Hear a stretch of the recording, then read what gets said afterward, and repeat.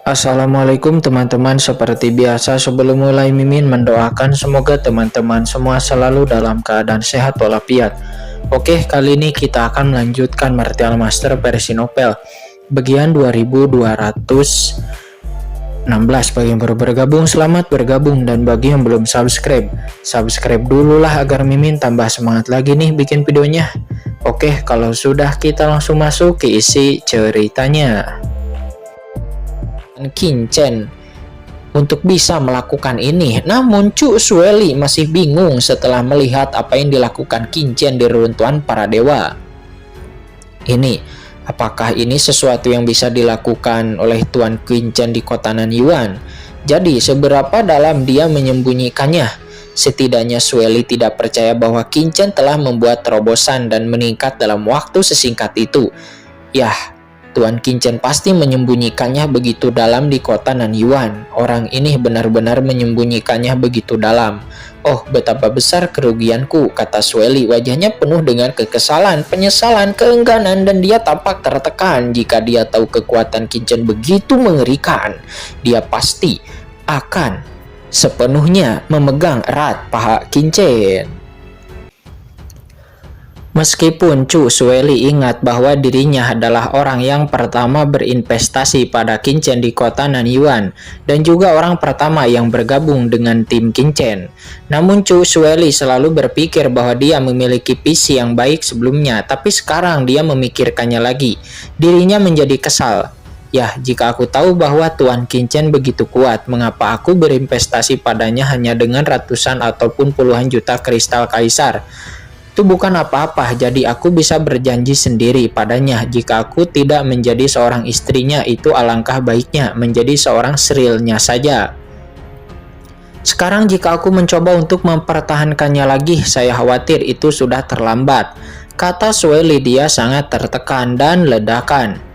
Ketika Xueli mengalami depresi, sebuah aura mengerikan tiba-tiba datang dan langsung menyelimuti Xueli. Sebelum Xueli sempat bereaksi terhadap apa yang terjadi, dia menghilang dari kamarnya dalam sekejap dan lalu tiba-tiba berada di dunia yang luas di antara langit dan bumi. Yang mana terlihat di sana terdapat tempat duduk yang megah, dan di atas tempat duduk yang megah tersebut terdapat banyak orang-orang kuat dengan aura yang luar biasa duduk bersila. Orang-orang kuat ini memiliki postur yang luar biasa seperti dewa memandang Xueli di bawah. Ayah, paman, dan orang tua, Xueli buru-buru memberi hormat saat dia melihat sekelompok orang ini. Ya, sekelompok orang di depannya itu adalah manajer dari banyak cabang paviliun abadi yang ada di Laut Semesta. Meskipun mereka bukanlah praktisi tingkat kaisar dewa, namun di belakang mereka masing-masing terdapat banyak tokoh bisnis dan banyak tingkat kaisar puncak yang merupakan praktisi kuat. Meskipun Cu Xueli dengan bantuan Kincen juga sudah menerobos ke ranah kaisar, namun dalam hal status dirinya masih junior di paviliun abadi. Tapi begitu Xueli memberi hormat, seketika dengan keras sekelompok sosok yang duduk bersila di depan itu, mereka semuanya tiba-tiba berdiri dan melangkah ke samping. Hahaha, keponakan Xueli, kamu tidak perlu bersikap sopan. Yah, keponakan Xueli, aku pamanmu yang ke-13. Aku dulu menggendongmu ketika kamu masih kecil, tapi aku tidak menyangka kamu sekarang sudah begitu besar.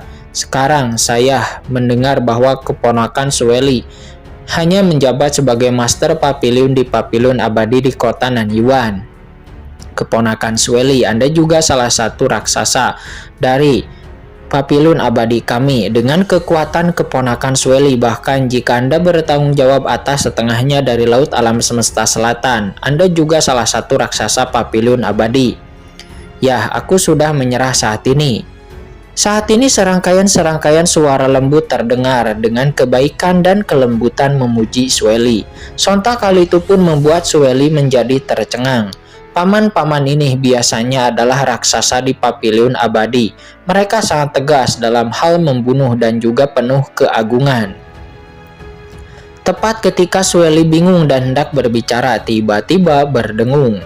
Sebuah kekuatan tak kasat mata datang Begitu kekuatan ini muncul, semua orang termasuk Sueli merasa seperti berada di langit berbintang yang luas dan langsung menjadi sangat kecil. Itu Sueli pun mendengar dan melihat bayangan di kehampaan turun dari langit dan yang tak berujung. Dia menjulang tinggi ke langit jauh di atas dan menguasai seluruh dunia. Salam kepada leluhur. Banyak raksasa Papilun abadi yang awalnya mendominasi sekarang semuanya menundukkan kepala mereka, berlutut dan memegang tangan mereka dengan hormat. Yah, orang di depannya itu adalah leluhur Papilun abadi. Dia telah bertanggung jawab atas Papilun abadi selama bertahun-tahun yang nyata. Tak terhitung jumlahnya, dia memiliki reputasi besar di seluruh lautan alam semesta yang pastinya tidak sebanding dengan leluhur organisasi Naga Hitam dan Kaisar Dewa lainnya. Ini, nenek moyang atau leluhur Papilun abadi itu biasanya tidak muncul dengan mudah. Namun jika muncul, pasti ada peristiwa besar. Menghadapi semua orang yang berlutut dan menyembah, leluhur Papilun abadi mengabaikannya dan hanya memusatkan pandangannya kepada Sueli yang ada di bawah. Segera kekuatan tak terlihat langsung mengangkatnya. Nenek moyang Papilun abadi berkata sambil tersenyum, "Yah, kamu adalah Sueli." Aku benar adalah junior Sueli," kata Sueli. Dia menjawab dengan tergesa-gesa namun bingung. "Oke, bagus sekali. Saya tidak menyangka bahwa saya memiliki orang yang begitu berbakat di Papilun abadi saya, dan saya tidak memperhatikannya sebelumnya," kata leluhur Papilun abadi itu. Dia berkata sambil tersenyum. Mendengar itu Sueli pun menjadi tercengang. Apakah dirinya adalah jenius? Apakah aku... Nenek moyang pun memujiku. Nenek moyang Papilun abadi itu nampak tersenyum dan berkata, "Ya, saya mendengar bahwa Anda mengenal Qingchen dari kota Nanyuan." Sueli hanya sedikit bingung ketika dia melihat leluhur Papilun abadi bukanlah orang pertama yang berinvestasi pada Qingchen. Tiba-tiba Sueli pun menjadi terbangun dan paham. Dia berkata dengan tergesa-gesa, "Yah, benar leluhur." "Oh ya, lumayan," kata leluhur Papilun abadi itu. Dia tersenyum dan mengangguk puas. "Yah, ketika Qingchen kembali dari reruntuhan para dewa, aku masih membutuhkanmu untuk merekomendasikan orang ini kepadaku," kata leluhur Papilun abadi. "Apa ini?" Sueli pun nampak ragu-ragu. Apakah ada masalah?" Leluhur Papilun abadi mengerutkan kening. Tidak, kata Sueli. Dia buru-buru menjawab. Meskipun dirinya tidak mengetahui sikap Qingchen terhadapnya sekarang, namun menilai dari kontak sebelumnya dengan Qingchen dan fakta bahwa Qingchen telah membantunya meningkatkan tingkat kultivasinya, Sueli seharusnya tidak kesulitan untuk bisa menemukan cara agar Tuan Qingchen bisa bertemu dengan leluhurnya. "Yah, itu bagus," kata leluhur Papilun abadi. Dia pun mengangguk sedikit. Lalu dia mengangkat tangannya dan meledak. Seketika aliran cahaya yang menakutkan memasuki pikiran Sueli dalam sekejap. Dan lalu aura di tubuh Sueli pun melonjak dan naik dalam sekejap. Dia telah mencapai ke titik di mana Kaisar Puncak dekat sekali dengan setengah langkah Kaisar Dewa. "Ini adalah sinar dari proyeksi asli kosmik yang telah saya peroleh di zaman kuno dan saya akan memberikannya kepada Anda hari ini," kata leluhur Papilun abadi sambil tersenyum. "Terima kasih leluhur," kata Sueli. Dia sangat bersemangat. Dia merasa bahwa dengan proyeksi asal mula kosmik ini dia akan mudah untuk bisa melangkah ke setengah langkah menuju alam Kaisar Dewa di masa depan.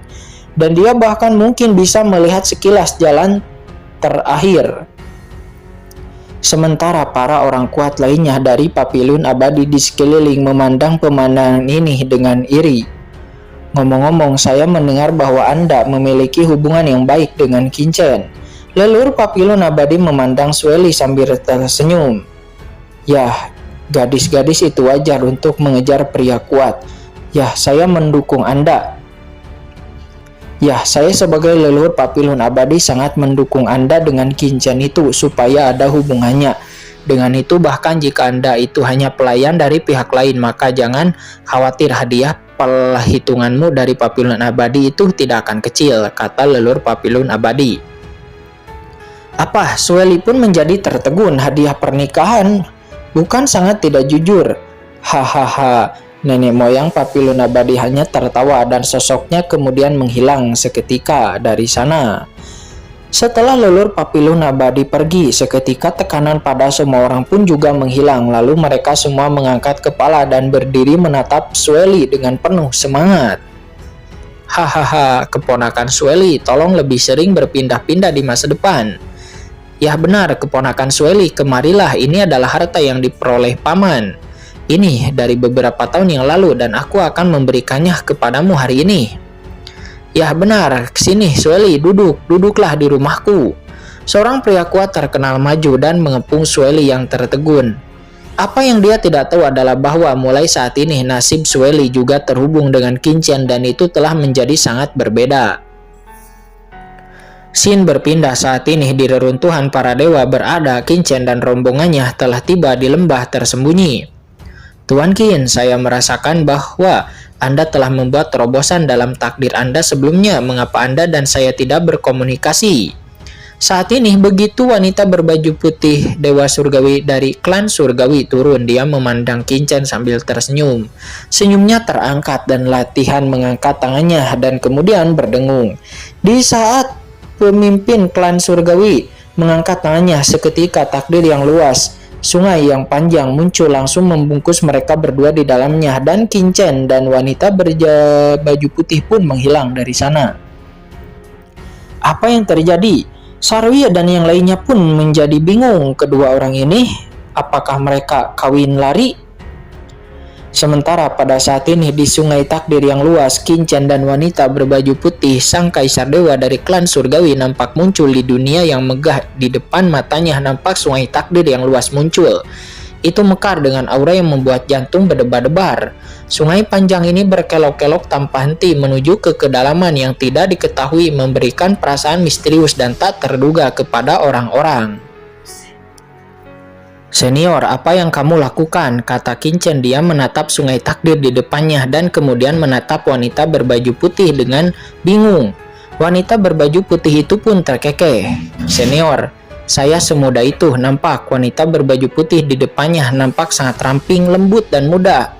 Tetapi mereka yang bisa mencapai ke level ini pada dasarnya berasal dari lautan semesta. Bagi beberapa tokoh raksasa menyebut mereka bukanlah masalah besar. Itu mengenai hambatan usia. Meskipun aku tidak tahu berapa umur dewa klan Surgawi ini, dia pasti sudah jauh lebih dewasa dariku.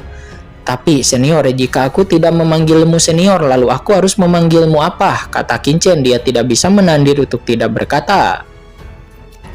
Panggil saja aku Huasi, kata wanita berbaju putih itu. Dia terkekeh.